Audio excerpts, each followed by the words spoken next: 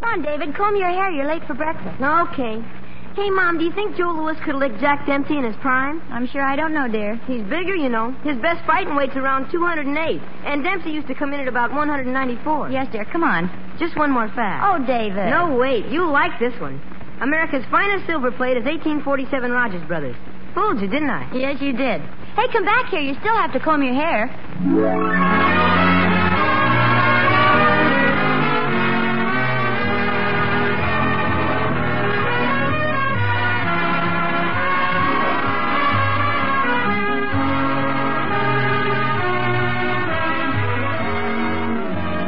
America's finest silver plate is 1847 Rogers Brothers. From Hollywood, International Silver Company, creators of 1847 Rogers Brothers Silver Plate, presents The Adventures of Ozzie and Harriet, starring America's favorite young couple, Ozzie Nelson and Harriet Hilliard.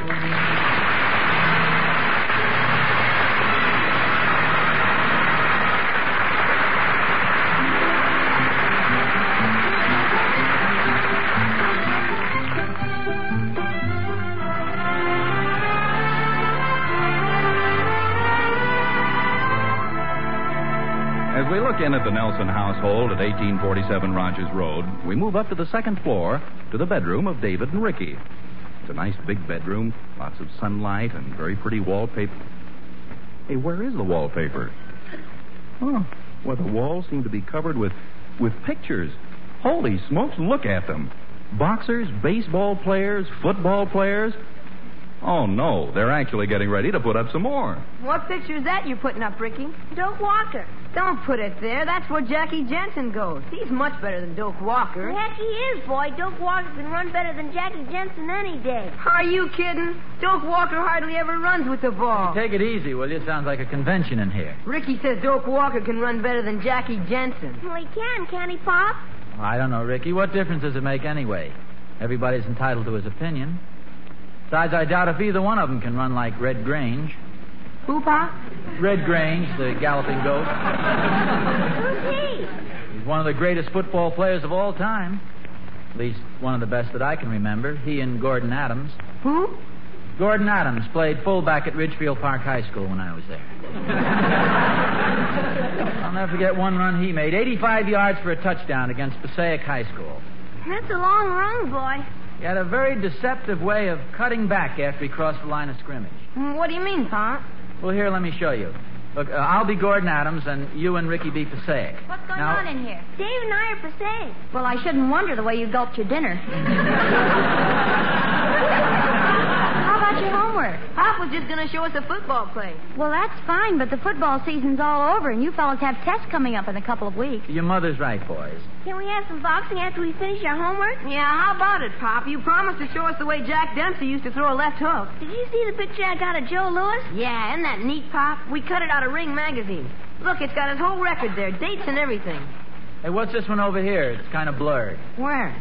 Oh, that's Dempsey knocking out George Carpenter. No, not Carpenter. Carpentier, the Orchid Man of France. No wonder he knocked him out. He was so old they gave him an orchid. No, he wasn't old. They just called him the Orchid Man. Whatever his name is.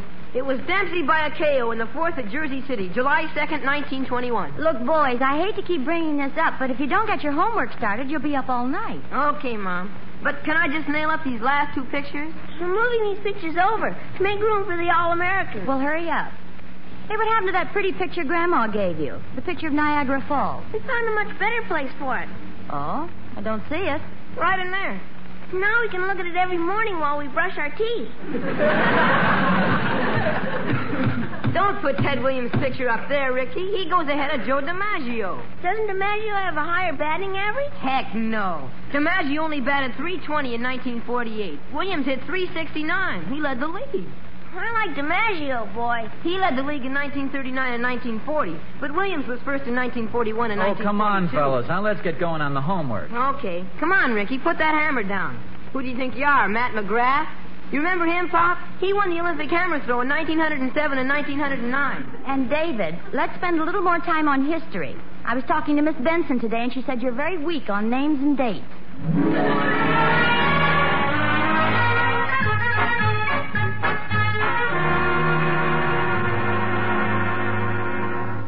What's What's the matter? You look worried. Oh, I suppose it's silly, but don't you think the boys are overdoing this athletic business a little? In what way?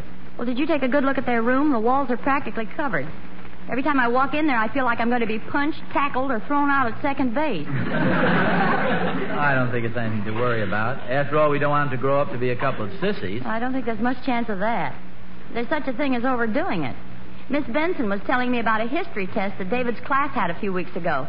They were asked to name the 3 most important battles in American history, and David wrote Bunker Hill, Gettysburg, and Dempsey Tunney. Bunker and Hill weren't even fighters.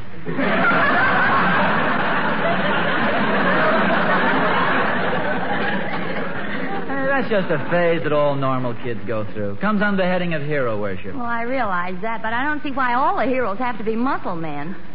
Weren't you interested in anybody else besides athletes when you were a kid? No, I must admit I was pretty interested in prize fighters. My mother used to give me the Dickens because I pasted them all over the wall. In fact, I used to make a tour of the barber shops and pick up all the old copies of the Police Gazette so I could cut out the pictures of the fighters. Then I got to pasting up some of the other pictures, and my mother made me go back to the fighters. Well,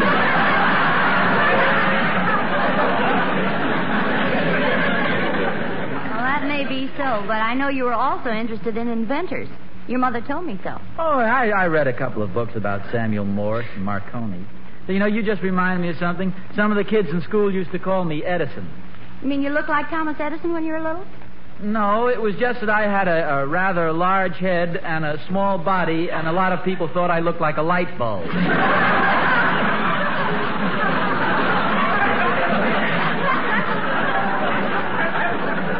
I like athletics as well as anybody, but I certainly think it might be a good idea to let the boys know that there are other things in life. See, I have an idea. Why don't I, the father, representing the physical, continue along the athletic line, and you, the mother, representing the intellectual, encourage the more serious phase? Oh, no, it wouldn't work, dear. You're the one they pay attention to. You have so much more influence on them. Well, that's right. They do listen pretty carefully to everything I tell them. Well, I'll go... If I've told that Ricky once, I've told him 50 times not to leave his marbles on the living room floor.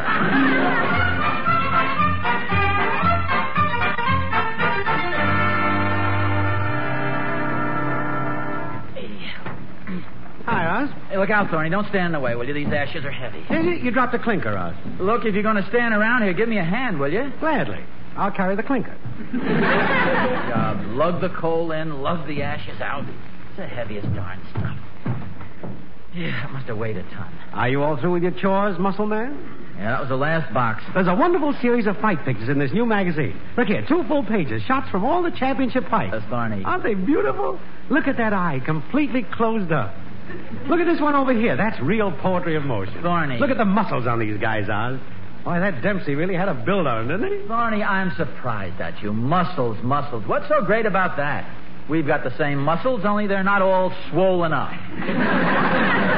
Don't you like the picture? Well, I've seen hundreds of these things. David and Ricky have them plastered all over their room. What's wrong with people nowadays? Look at you, running out here like a madman to show me these guys beating each other's brains out. And look at this picture. 2 big bruisers in the ring. Where are the scientists and the inventors and the statesmen? They're in the audience. Not. They're in their workshops and their libraries, struggling with the problems of humanity. Why don't they glorify those men? Set them up as examples for the younger generation. Why don't they do that? Well, I don't know, Oz. And if I did, I wouldn't dare mention it. No wonder kids get a distorted picture of things, a warped sense of values. I'm sorry, Oz. Forgive me.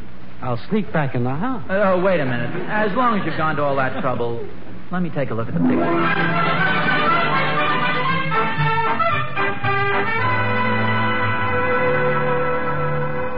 Harriet. Yes, dear? I've been thinking about the boys in our discussion, and I think I have an idea. That is, if you still think they're overboard on this athletic business. Overboard's putting it mildly.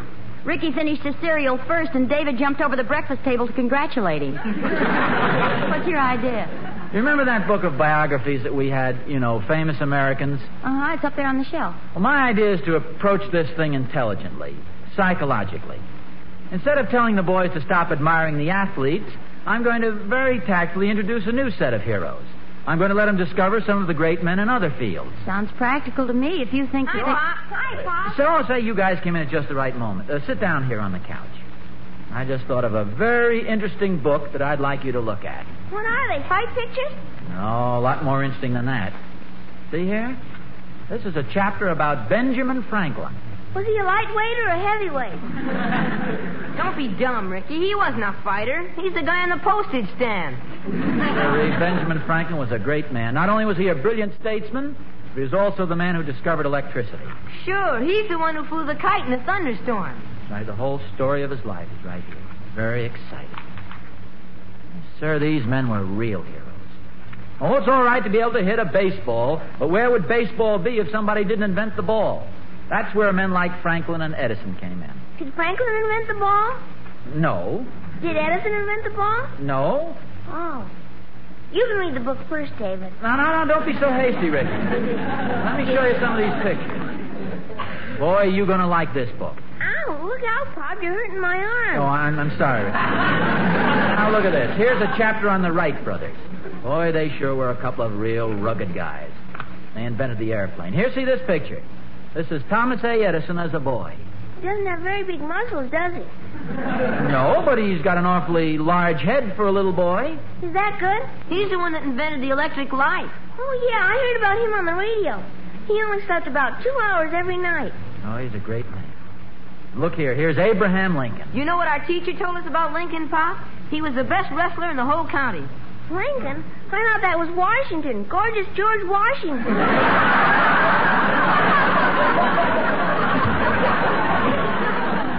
Lincoln was one of the greatest men that ever lived. Was he before your time, Pop? Oh, dopey. He was even before Grandma's time. You know something, Pop? I'll bet Lincoln was a good basketball player. He's tall and thin. Well, I'll tell you this much. Lincoln was one of the greatest men that ever lived. Like, here he is as a boy, splitting rails. Was he smarter than you, Pop? Oh, yes, much smarter. That is, I mean, it's hard to compare. He didn't have to go to school, did he, Pop? Did you ever split rails, Pop? Well, when I was at scout camp, I used to chop up kindling wood, and you've seen me unwrap the Presto logs. Just think. Thomas Edison only slept 2 hours a night. How many hours do you sleep, Pop? Well, some people don't need as much sleep as others. Did you ever invent anything, Pop? Well, no, I haven't. Didn't you ever invent anything? Well, Ricky, not all men can be inventors. Did you ever discover anything, Pop, like Benjamin Franklin? Well, no, David. You see, discovering things isn't easy. Ben Franklin did it with a kite. Bring the book, David. Let's go upstairs. Now, boys, remember, these fellows lived a long time ago. You see, things were different then. Sure, Pop. Good for you, dear. Your idea's working beautifully. Something the matter? I was just wondering, do the boys have a picture of me in their room? Oh, sure, right over their desk. Why do you ask? Somehow I have a hunch they'll be looking at me while they brush their teeth tomorrow morning.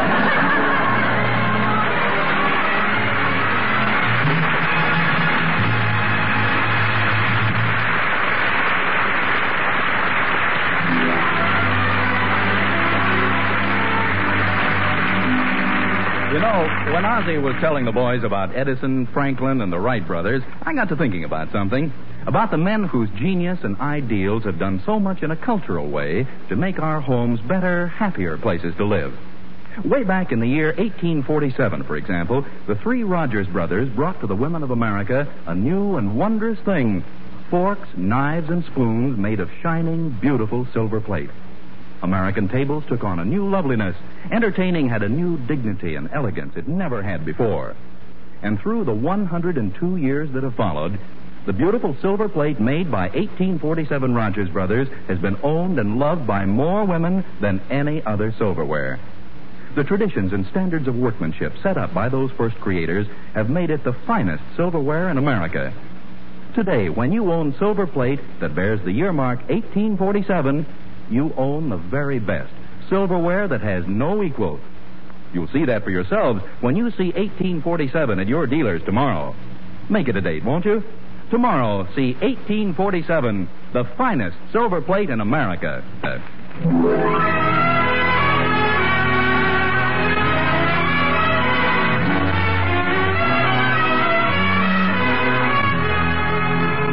It's sure surprising the way the weather changes around 1847 Rogers Road. At first, it was all clear skies and sunshine. Then David and Ricky began plastering their room with pictures of big, tough muscle men, and Ozzie and Harriet got worried. But then Ozzie, good old resourceful Ozzie, came up with an idea. New heroes for old. Franklin, Lincoln, Edison, the Wright brothers. What a wonderful idea. What else does it say about Edison there, David? Well, it says, but mousetraps and electric buzzers were not new to Thomas Edison. He had begun inventing such things as a small boy. Did you know that, Pop? Know what, Ricky? That Edison invented a small boy? Not a small boy, stupid. He invented an electric buzzer when he was a small boy. Read some more, David. Yes, it's truly amazing how you can channel the interests of a child, how you can guide his viewpoint, sharpen his standards. What are you doing, Pop? Oh, don't bother Daddy, David. He's working on his expense account for the income tax. What is it, David? Did you know that Abraham Lincoln was so honest he walked 10 miles to pay back a couple of pennies on account of he made a mistake and shortchanged a lady? Harriet, Yes, dear? hand me that eraser, will you?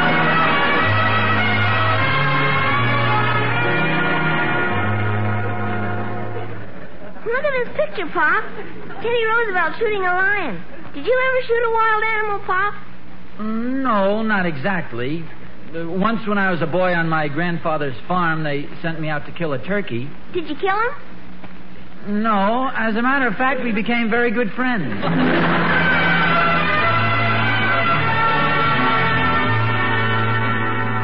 Ozzie, will you take a look at this toaster? Something's wrong with it. Well, why don't you call the man at the shop, Harriet? I hate to fool around with electricity. Guy, Pop. Henry Ford was constructing electric motors when he was 15 years old.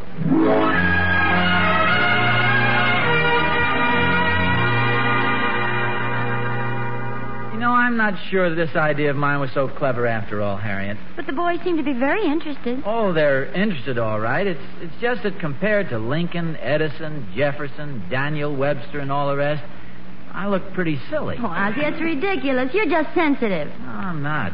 At least I can throw a baseball and kick a football and dive in the lake without making a belly flop. But this other stuff... I think you're just being sensitive. No, I'm not. I can tell by the expressions on their faces. Suddenly realizing that Pop isn't the great guy they thought he was. Oh, Ozzie, that's silly. Silly nothing. You should see the way they look at me.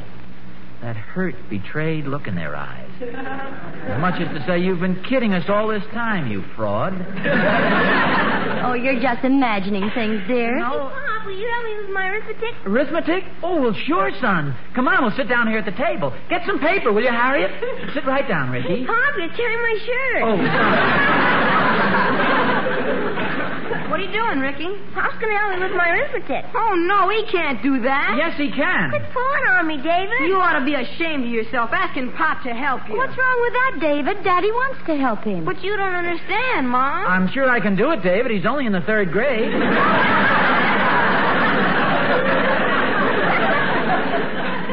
He shouldn't be asking you for help. But why not? Well, when the Wright brothers were building their plane, they didn't go yelling for help. When Thomas Edison had a problem, he didn't go asking anybody for help. Those guys figured out their own problems, didn't they, Mom? Well, I believe they did. Yeah, but look at it this way, fellas. They might have solved their problems a lot quicker if they'd had somebody like a father to help them. That's right, A they dear might old have. Dad. We better not take any chances. Would you like to use some of my good paper, Ricky? No, thanks. I've got some paper. How about using my new fountain pen? That's okay. I've got a pencil here. Benjamin Franklin wrote with a goose feather. Did you ever ride with a goose feather, Pop? No, goose feathers disappeared a long time ago. I saw a goose at the farmer's market. He was still wearing them.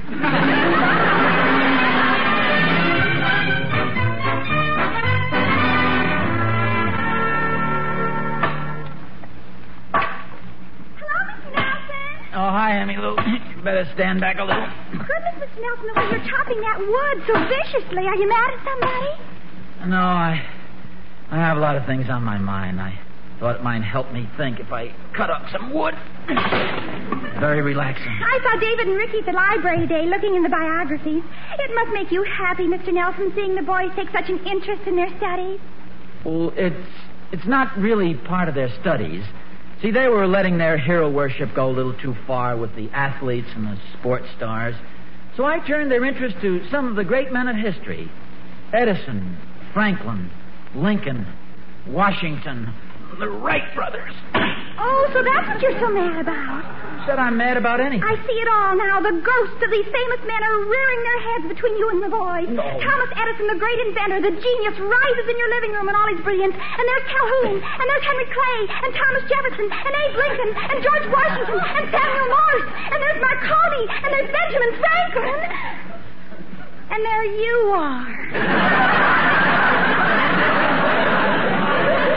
Mr. Nelson, what a comparison. You seem so small, so insignificant. I've been sick.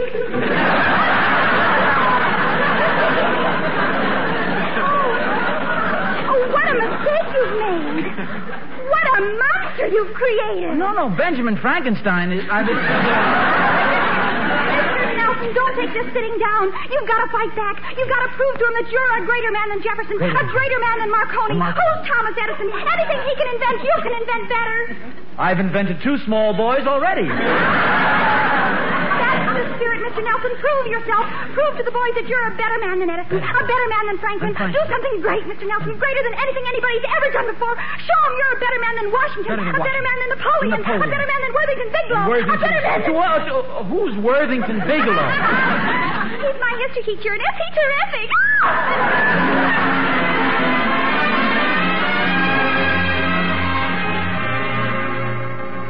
What in the world are you doing there? Harriet, I just got to do something big, something scientific, something important to reinstate myself with the boys. Well, what's all this mess? I'm building a model airplane. Not just an ordinary one, but the greatest model airplane the world has ever known. Before you go, would you just get hold of my arm? That's it. And now pull. What in the world? It's this darn glue. My hands are stuck together.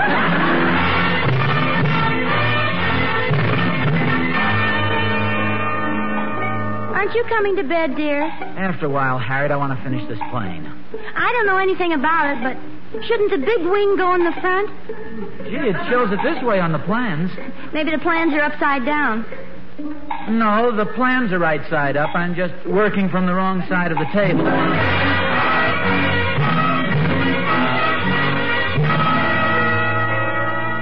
Ozzie, it's almost daylight. Aren't you coming to bed? I'm almost finished.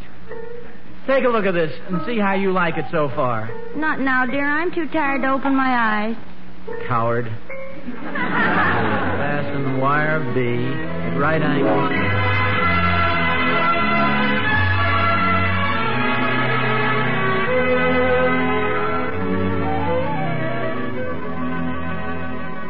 Harriet. Oh, good morning, dear. I kept the coffee hot for you. Lead me to the table, will you? I can't open my eyes. Goodness, dear, you look like Daniel Boone. I didn't try to shave. Too dangerous. Well, I have to give you credit. You stayed with the job till it was finished. Where's the plane? I put it in the boys' room when I was through with it. It was a mess. Boys will probably never speak to me again. Well, if it was so bad, why did you put it in their room? Well, all I have left is my self-respect. If that's the best I can do, the boys may as well know it. Let them see their father unmasked for what he really is, a clumsy old blunderer. Don't be ridiculous, dear. Nobody expects you to split rails or throw silver dollars across the Potomac. Hey, Pop, you ought to come out and see it. Yeah, Pop, you ought to see it go. It flies higher than any kite on the block. Kite? What kite is that? The one you made for us last night. Well, that's not a kite, David. It's flies higher than any other kite on the block, eh? Better than Benjamin Franklin could make, I'll bet you. I hope you boys appreciate how much work your father put in on that. Oh, it wasn't hard work. You sure did plenty of work yesterday, though, Pop. We saw all that wood you chopped. I bet Pop is a better wood chopper than Abraham Lincoln. I'll bet he is, too, boy. How late did you work last night, Pop? Oh, it wasn't very late. Until just about daylight, I think. You think Thomas Edison was good. He had to have 2 hours sleep. Pop worked till daylight. He doesn't need any sleep at all. He's a pretty fine daddy. And he did it all for you 2 boys. I think we have the best Pop in the whole world. You bet, boy. Come on, Rick. Let's go fly our kite again. Hey, wait for me.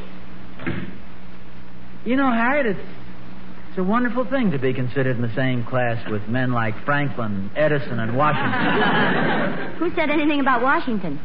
Didn't the boys say something? They were talking about Lincoln and Franklin. Edison, yes, but they didn't say anything about Washington. Oh. Harriet. Yes, dear? Do we have any silver dollars around the house?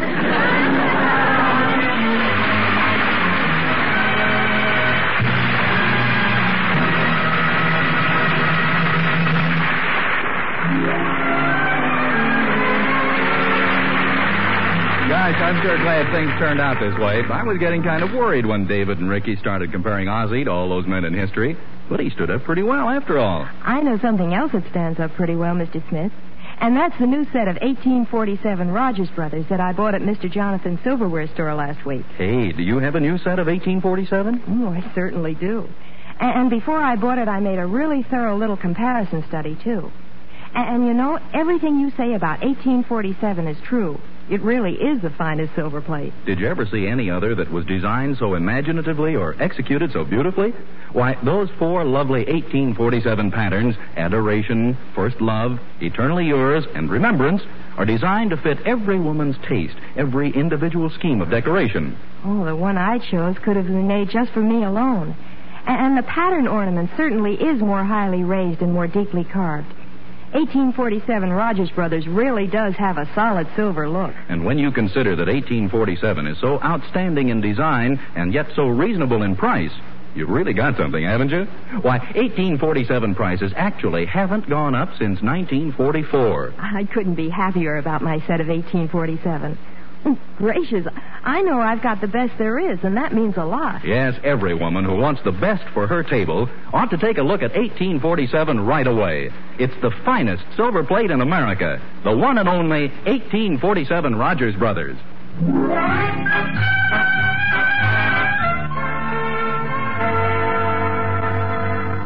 Hey, I have a surprise for you, fellas. What is it, Pop? Oh, well, you see this. Cut it out of a magazine at the dentist's office. Where is it? Oh, here it is. Here, I thought you might want to paste this up in your room. Oh, boy, that's neat. Let's see it, dear. Hold it up. Oh, yes, that's a nice picture. Who is it, Pop? Who is it? Are you kidding, Ricky? That's a picture of Washington. Yeah, I thought you'd like it. Was he a good man, Pop? Oh, sure. Kenny Washington was one of the best backs UCLA ever had.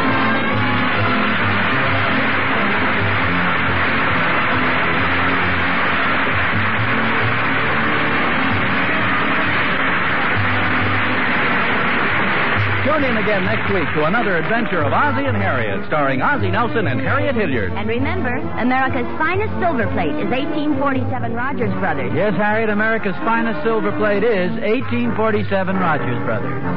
Appearing in support of Ozzie and Harriet were John Brown, Tommy Bernard, Henry Blair, and Janet Waldo. Original music was composed and conducted by Billy May. This program originates in the Hollywood studios of the National Broadcasting Company and is also broadcast over the Trans-Canada Network of the Canadian Broadcasting Corporation. I invite you to hear Mr. District Attorney, which follows immediately on NBC.